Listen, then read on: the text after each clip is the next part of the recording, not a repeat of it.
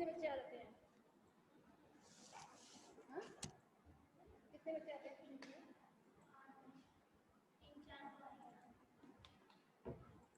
बहुत अच्छा।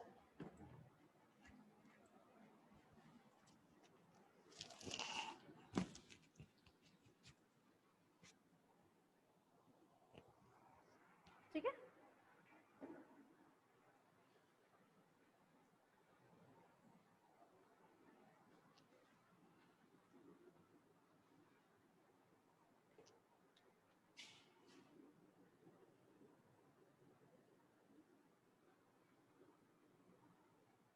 चलो।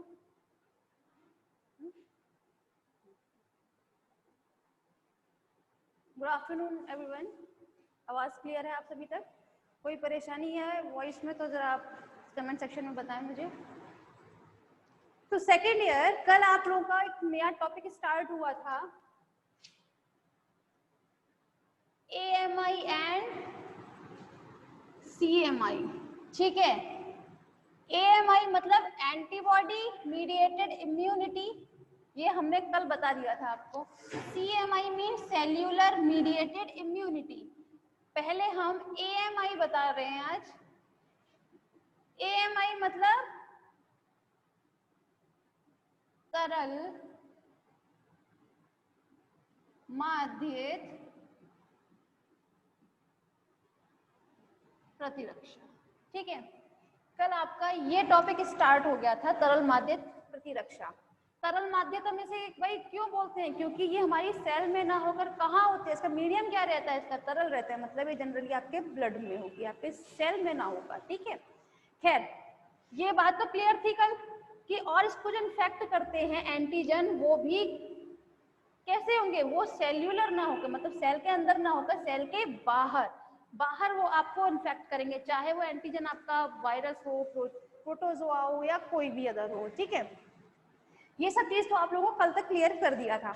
हाँ, कल आपके पास क्लियर नहीं हुआ था, तो ये क्लियर नहीं हुआ था कि जो एंटीजन का जब फंक्शन होगा, ठीक है, ये बताया था कल आप लोगों को कि AMI जो है वो बी सेल्स के थ्रू होती है भाई, क्योंकि AMI मतलब एंटीबॉडी, एंटीबॉडी मीडिएटेड है ना, एंटीबॉडी के द्वारा होने वाली इम्यूनिटी है, एंटीबॉडी के द्वारा होने वाली प्रतिरक्षा है ये। तो एंटीबॉडी का सीक्रेशन कौन करता है? T लिम्फोसाइट तो नहीं करता, उसे कौन करता है? B लिम्फोसाइट करता है। तो अगर मैं ये कहूं कि तरल माध्यक प्रतिरक्षा जो है वो किसके द्वारा होती है? वो होती है आपकी B लिम्फोसाइट के द्वारा, तो गलत नहीं होगा। ठीक है, लेकिन आपकी बॉडी में एंटीजन ने एंट्री किया, ठीक है, लेकिन जैसे ही एंट्री करता है तो ये बी सेल का फॉर्मेशन होगा, बी सेल बनेगी आपके शरीर में। अब ये बी सेल क्या काम करती है? ये बी सेल आपकी एंटीबॉडी बनाती है, बनाती है।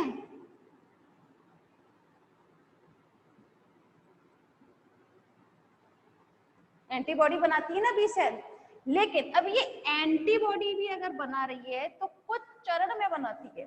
ठीक है, इसके लिए जनरली हम लोगों ने कल 4 फेज बताए थे। ठीक है, कि इसमें 4 चरण होते हैं। इसमें कितने होते हैं? 4 चरण होते हैं। कौन कौन से? फर्स्ट होता है आपका लैग फेज, फर्स्ट होता है lag phase, second log phase. ठीक है,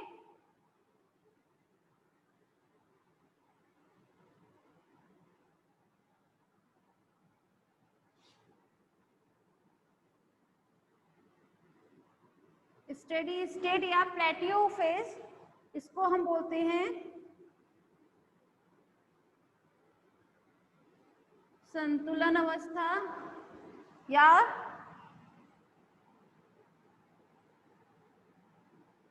और लास्ट था आपका डिक्लाइन फेज। डिक्लाइन फेज मतलब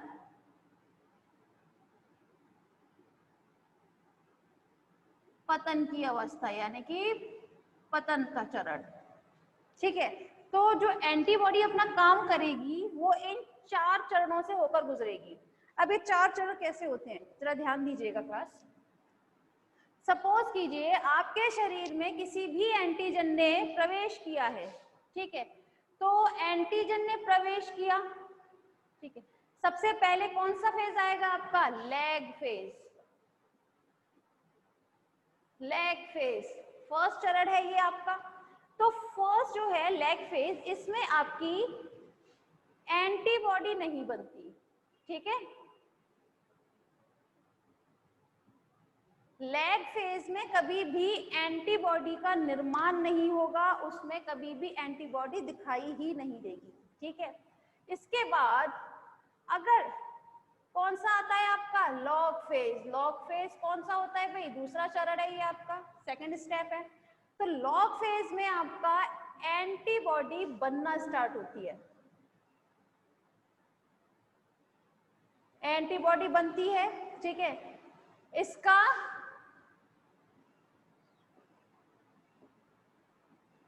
प्रतिरोध भवन होगा, मतलब बहुत ज्यादा नंबर में बनेगी एंटीबॉडी, ठीक है, समझ में आया यहां तक। इसके बाद जो लॉग फेज है, इसमें जब एंटीबॉडी बनी थी और इसमें जो ये प्रतिरोध भवन हुआ है, ये इस पर प्रोसेस करेगा, मतलब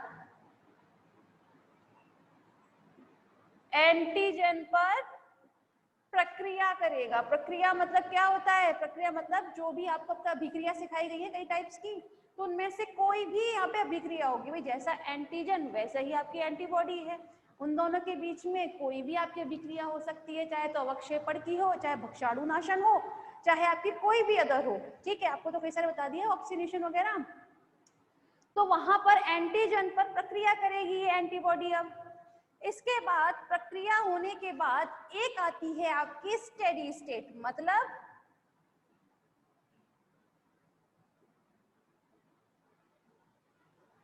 स्टेडी स्टेट है आपका तीसरा चरण।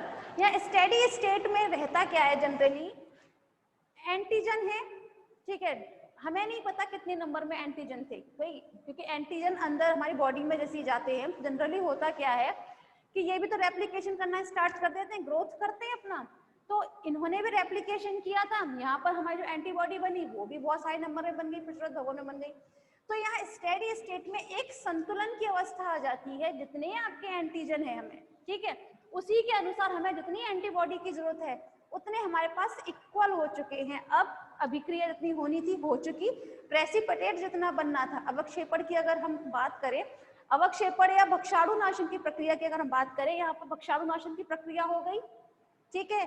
स्टेडी स्टेट में अब हमारे पास एंटीजन जो था वो खत्म हो गया, ठीक है। स्टेडी स्टेट में आपकी जो एंटीबॉडी थी उनका बनना धीरे धीरे कम होगा, ठीक है। यहाँ पर एंटीबॉडी और एंटीजन जो है वो इक्वल हो जाएंगे, यहाँ संतुलन की अवस्था हो गई, ठीक है, एंटीजन और एंटीबॉडी के बीच में। इसके बाद में जो आपकी फोर्थ स्टेट है, जो आपका फोर्थ फेज है, वो होता है डिक्लाइन फेज। डिक्लाइन फेज या फिर फेज ऑफ डिक्लाइन, कुछ भी बोल सकते हैं, नाम से ही पता चल रहा है, इसको हम हिंदी में बोलते हैं पतन की अवस्था, ठीक है। अब ये पतन की अवस्था जो है, पतन किसका होगा? पतन किसका होगा भाई? देखिए, अगर हम एंटीजन की बात करें तो एंटीजन पर तो क्रिया यहाँ पर हो ही गई, यहाँ पर हो गई, जो बचे जो थोड़े बहुत जो एंटीजन बचे थे वो यहाँ पर संतुलन की अवस्था में हो गया, बिल्कुल क्लियर, एंटीजन तो यहाँ पर फिनिश हो चुका। तो यहाँ पतन की अवस्था जो है वो होगा आपके एंटीबॉडी पर। यहाँ जो पतन हुआ है वो एंटीबॉडी का हुआ है। मतलब कहने की बात ये है, यहाँ पर आपने सेकंड फेज देखा था, लॉग फेज। लॉग फेज में प्रतिरोध भवन हुआ था, मतलब बहुत सारे नंबर में हमें क्या मिले थे? हमें यहाँ पर आपके एंटीबॉडीज मिले थे। यहाँ पर भी आपके संतुलन की अवस्था आई थी, यहाँ पर बन रहे थे, मिट रहे थे। बनने और मिटने से मतलब क्या होता है, यहाँ जो फॉर्मेशन हो रहा था, यहाँ जो बन रही थी एंटीबॉडीज, वो यहाँ पर भी बनेंगी, साथ में एंटीजन के साथ काम भी उन्होंने किया, अभिक्रिया भी दर्शा रहा है, ठीक है। तो यहाँ पर बन रही है कुछ और कुछ मिट रही है। मिटने का मतलब वो एंटीजन के साथ कंबाइन कर रही है, उनके साथ अभिक्रिया करती जा रही है, ठीक है। इस फेज के बाद तुरंत क्या आता है? डिक्लाइन फेज, पतन की अवस्था। यहाँ पर आपका एंटीजन जो है उसका नाश हो चुका है, ठीक है। उसके बाद जो पतन है, अब धीरे धीरे एंटीबॉडी का काम खत्म, हमें हमारा जो एंटीजन मर चुका है, जो भी आपका प्रतिजन है अब वो तो है नहीं, तो अब हम क्या करेंगे, जो एंटीबॉडी हमारी यहाँ बन रही थी वो धीरे धीरे धीरे धीरे बनना कम हो जाती है। ठीक है, तो इन 4 चरणों से होकर गुजरता है आपका एंटीबॉडी की फॉर्मेशन। जब भी आपके शरीर में कोई एंटीजन प्रवेश करेगा तो एंटीजन के प्रवेश करने पर, भाई हम एएमआई पढ़ रहे हैं, तो बी सेल इस पर काम करेगा। बी सेल क्या बनाती है आपकी एंटीबॉडीज। तो एंटीबॉडीज किस तरीके से काम करता है ये हमने इस 4 फेजेस में देख लिया।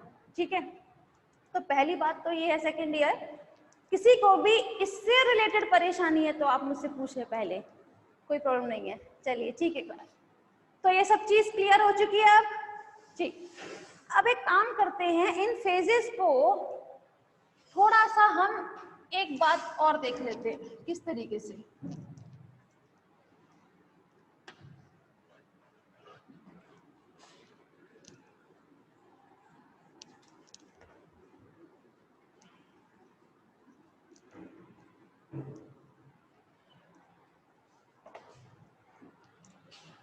देखिए, आप लोगों को पहले तो प्राइमरी रिस्पॉन्स और सेकेंडरी रिस्पॉन्स के बारे में पता होगा।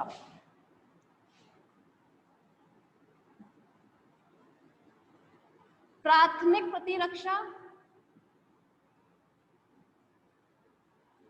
और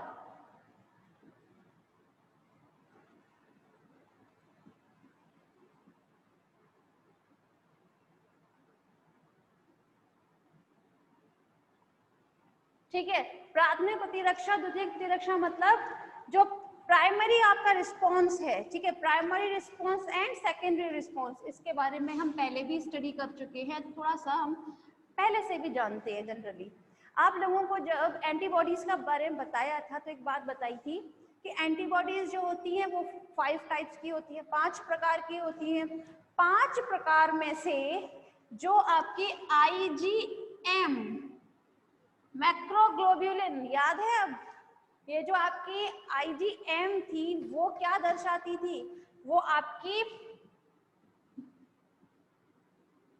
प्राइमरी रिस्पॉन्स दर्शाती थी।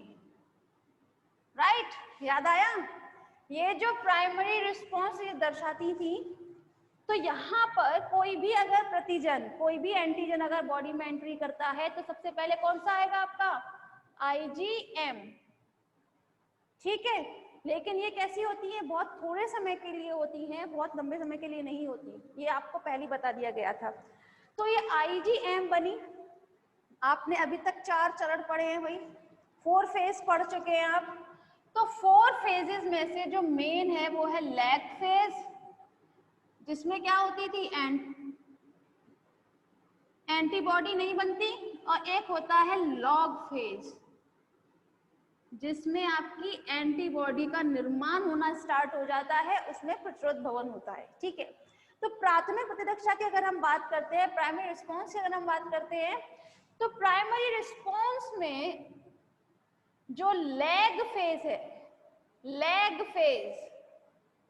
फेज कौन सा था आपका, फर्स्ट, हम आपको दिख जाए इसीलिए फर्स्ट यहाँ डाल रहे हैं। ये लैग फेज जो होता है ये बहुत लंबे समय के लिए होता है, लंबे समय के लिए होता है। ठीक है,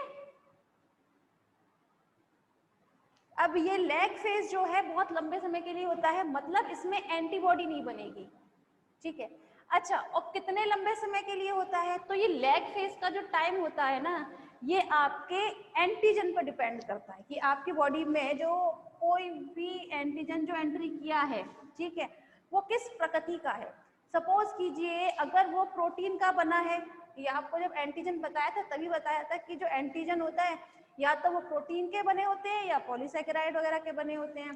तो अगर कोई एंटीजन आपका प्रोटीन का बना है तो वो ज्यादा से ज्यादा सप्ताह भर में, कुछ दिन से लेकर सप्ताह भर में उस पर ये प्राइमरी रिस्पॉन्स काम कर लेता है।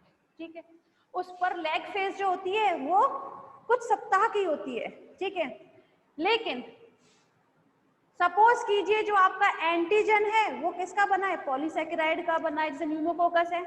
न्यूमोकोकस क्या होता है, जीवाणु होता है। कोकस तो आप लोगों ने 12th में पढ़ा होगा जनरली। ठीक है, तो न्यूमोकॉकस का जो जीवाणु रहता है वो कई वर्षों तक बना रहता है प्राणी के शरीर में, ठीक है। क्यों बना रहता है? क्योंकि उसमें लैग फेज जो है ना उसका कई वर्षों का होगा, क्योंकि उसमें एंटीजन के प्रति क्या नहीं बनी, एंटीबॉडी नहीं बनी है, ठीक है। तो आप ये कहने की बात सिर्फ ये है कि लैग फेज जो है, लैग फेज आपके प्रतिजन की प्रकृति पे निर्भर करेगा कि आपके बॉडी में प्रवेश करने वाला जो एंटीजन है वो किस प्रकृति का है, तो लैग फेज उसी के अकॉर्डिंग होगा, ठीक है।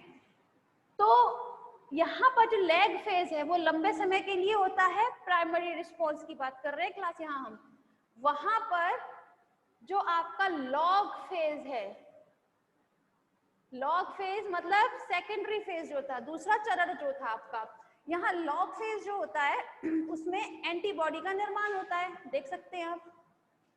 तो यहाँ जो एंटीबॉडी का निर्माण हुआ है वो कैसा होगा, वो होता है बहुत थोड़े समय के लिए,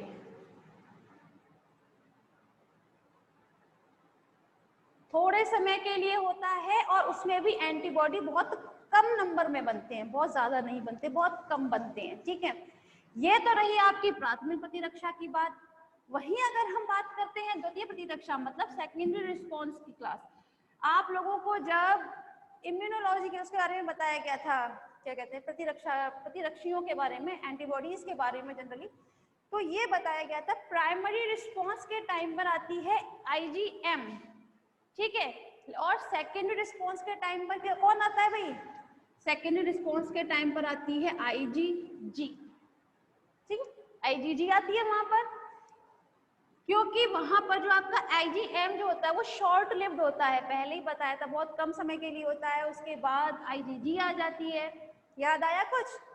अब ये द्वितीय प्रतिरक्षा में होता क्या है, इसमें इसका जस्ट ऑपोजिट हो जाता है। ऑपोजिट कैसे हो जाएगा, इसमें जो आपका फर्स्ट चरण है, मतलब लैग फेज की बात हम कर रहे हैं यहाँ पर, जो पहली अवस्था होती है लैग फेज, ये हो जाती है थोड़े समय के लिए, थोड़े समय के लिए। क्यों होगी थोड़े समय के लिए, क्योंकि प्राथमिक प्रतिरक्षा में जिस एंटीजन ने भाई आपके शरीर में प्रवेश किया था उसी के लिए तो आई थी प्राथमिक प्रतिरक्षा। अब उसी प्रतिजन के लिए ही आपकी द्वितीय प्रतिरक्षा आई है, मतलब यही एंटीजन आपकी बॉडी में दूसरी बार एंट्री करने की कोशिश किया, प्रवेश करने की कोशिश किया है उसने। तब अब उसको पता है भाई, पहले हमें पता था यहाँ पर हमारे लिए जो एंटीबॉडी बनी थी लॉग फेज में, हमें पता है यहाँ पर एंटीबॉडीज हमें किस टाइप की चाहिए इस प्रतिजन के लिए, ठीक है। तो अब हमें इस लैग फेज की जरूरत ही नहीं होती है, तो इसीलिए या तो ये थोड़े समय के लिए होगा या फिर नहीं होती, नहीं होती भाई। अब क्या नहीं होती यहाँ पर लैग फेज नहीं होती, ये अवस्था नहीं होती लैग अवस्था, ठीक है, यहाँ पे लैग अवस्था होती ही नहीं है। सेकेंडरी रिस्पॉन्स की बात कर रहे हैं क्लास हम, लेकिन लैग फेज के बाद जो दूसरा चरण होता है, कौन सा होता है दूसरा चरण, वो होता है आपका लॉग फेज, ठीक है। तो ये जो लॉग फेज जो होता है वो यहाँ पर जस्ट ऑपोजिट हो जाता है, मतलब वो लंबे समय के लिए बन जाता है, लंबे समय के लिए होता है। मतलब कहने की बात ये है कि अब हमें पता था कि अब हमें इस एंटीजन के लिए कौन सी एंटीबॉडी चाहिए, तो हमारा जो लॉग फेज था वो जल्दी आ जाएगा, और हमें ये भी पता है भी कौन सी एंटीबॉडी चाहिए और कितनी चाहिए, ठीक है, किस प्रकार की चाहिए, तो ये काफी लंबे समय के लिए बनना रहता है, ठीक है। इसका एक एग्जाम्पल सेट कर लेते हैं प्राइमरी प्रतिरक्षा और सेकेंडरी के लिए। आप लोगों ने जनरली सुना होगा क्लास कि जब जुकाम होता है ना, जो रनिंग वाला होता है जनरली, ठीक है, तो उसमें क्या बोलते हैं बड़े लोग, ये बोला जाता है कि देखो दवाई मत लेना, अभी कोई मेडिसिन लेने की जरूरत नहीं है, ये जुकाम है 2.5 दिन का होता है, 2.5 से 3 दिन। क्यों कहते हैं, क्योंकि बड़े लोगों को पता रहता है कि जो उनका जुकाम जिसकी वजह से होता है, जिस भी एंटीजन की वजह से होता है, ठीक है, वो जनरली जीवाणु की वजह से होता है, ठीक है, तो वो उसका जो ये लैग फेज है ना, ये लैग फेज वो सिर्फ 2.5 दिन का होगा, उससे ऊपर नहीं होगा लैग फेज, ठीक है। तो लैग फेज वहां पर किसका हुआ, सिर्फ 2.5 दिन का हुआ, उसके बाद उसमें लॉग फेज आ जाएगा। लॉग फेज मीन उसमें कॉमन कोल्ड के प्रति क्या बनने लगती हैं, एंटीबॉडीज बनने लगती हैं, और जिस कोई भैया कॉमन कोल्ड हुआ था मतलब जुकाम हुआ था वो ठीक होने लगता है। यही होता है जनरली, ठीक है। तो यहाँ पे जो लॉग फेज थी, सॉरी लैग फेज जो थी वो 2.5 दिन की थी। अभी थोड़ी देर पहले एक बात बताई थी कि एंटीजन की प्रकृति पर डिपेंड करती है लैग फेज। इसका एक एग्जाम्पल हम एक और बताएं तो अगर आप लोगों को चेचक पता हो, चेचक जनरली सभी लोग जानते हैं, चेचक में कोई किसी को दवाई नहीं दिलवाता है, मना कर देते हैं। क्यों? क्योंकि सभी को पता रहता है कि उसका लैग फेज जो है वो आपका 5 से 6 दिन का होता है, और उसके बाद लैग फेज के बाद उस चेचक के प्रति क्या लॉग फेज आ जाएगा। लॉग फेज में उसके प्रति क्या बनना स्टार्ट हो जाएंगी, प्रतिरक्षियां, मतलब एंटीबॉडीज बनना स्टार्ट हो जाएंगी। ठीक है, यहाँ पर समझ में आया ये लैग फेज और लॉग फेज क्यों इतना समय ले लेता है, किस तरीके से प्रकृति पर डिपेंड करता है, ये सब चीज क्लियर हो गई होगी क्लास। अब अगर हम प्राथमिक प्रतिरक्षा मतलब प्राइमरी रिस्पॉन्स और सेकेंडरी रिस्पॉन्स की अगर हम बात करते हैं तो सबसे अच्छा एग्जाम्पल जो आता है वो आता है आपका पोलियो के लिए। ठीक है, आप लोगों ने देखा होगा जब बच्चे का जन्म होता है तो उसको कुछ टीके लगाए जाते हैं, ठीक है, जिसमें क्या होता है उस बच्चे को बहुत तकलीफ होती है, बहुत 24 घंटे तक रोता भी है, बहुत ज़्यादा तकलीफ होती है। क्यों होती है? वो उसकी प्राथमिक प्रतिरक्षा होती है। उसमें क्या करते हैं हम लोग, उसमें लैग फेज होती है लंबे समय के लिए, मतलब उसमें हम वैक्सीनेशन के थ्रू भाई या तो लिविंग वाला या फिर इसमें हम डेड यूज करते हैं, डेड वैक्सीन। डेड वैक्सीन में क्या रहता है कि वो हमने जो भी वैक्सीनेशन के थ्रू, टीके के थ्रू जो भी हमने शरीर प्रवेश कराया है, चाहे विषाणु हो चाहे जीवाणु हो, वो डेड होते हैं उसमें। ठीक है, तो उसमें उसके प्रति एंटीबॉडी जो है ना थोड़े टाइम के बाद बनती है, लेकिन बहुत कम समय में बनती है। पोलियो था, हम क्या करते हैं कुछ टाइम बाद, मतलब कुछ 7-8 महीने बाद, आपने देखा होगा गवर्नमेंट की तरफ से एक वो चलता है प्रोग्राम, बोलते हैं 2 बूंद जिंदगी की, बच्चों को जरूर पिलाएं। ठीक है, तो जो 2 बूंद जिंदगी की होती है ना वो द्वितीय प्रतिरक्षा में चली जाती है, क्योंकि और उस चीज को 2 बूंद जिंदगी को हम बोलते हैं बूस्टर डोज। ठीक है, जो 2 बूंद पिलाई जाती है बच्चों को वो होती है बूस्टर डोज, और उस बूस्टर डोज में लैग फेज जो होती है वो होती नहीं है या बहुत कम समय के लिए होती है, और लॉग फेज तो भाई उसमें तो एंटीबॉडीज बनेंगी पोलियो के खिलाफ। ठीक है,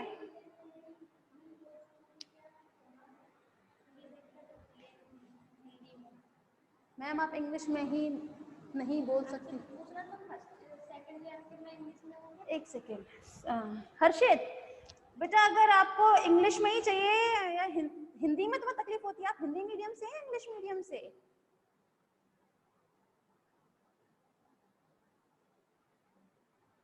देखिए भाई मुझे तो हिंदी मीडियम, ठीक है। हाँ भाई, तो हम यहाँ बात कर रहे थे पोलियो की। ठीक है, तो पोलियो की जो 2 बूंद होती है ना जो बाद में पिलाई जाती है बच्चों को टाइम टू टाइम, वो बूस्टर डोज होती है, और उससे पहले सबसे पहले जो दी जाती है, ठीक है, वो होती है आपकी प्राथमिक प्रतिरक्षा के लिए, उसको हम बोलते हैं यहाँ लिख देती हूँ, प्राइमेजिंग डोज। ठीक है, उसे हम क्या बोलते हैं, प्राइमेजिंग डोज। ठीक है, तो क्लास यहाँ आपको ये सब चीज समझ में आई? किसी को भी इससे रिलेटेड कोई परेशानी है तो आप पूछिए, ये 4 फेजेस से रिलेटेड।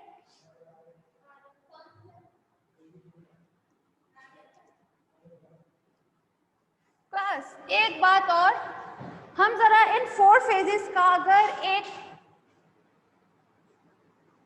ग्राफ प्लॉट करें तो किस तरीके से बनेगा, ध्यान दीजिएगा। ये हम बात कर रहे हैं आपकी प्राथमिक प्रतिरक्षा की, मतलब अच्छा सेकेंड ईयर, जरा रिज्वाइन कीजिए बेटा।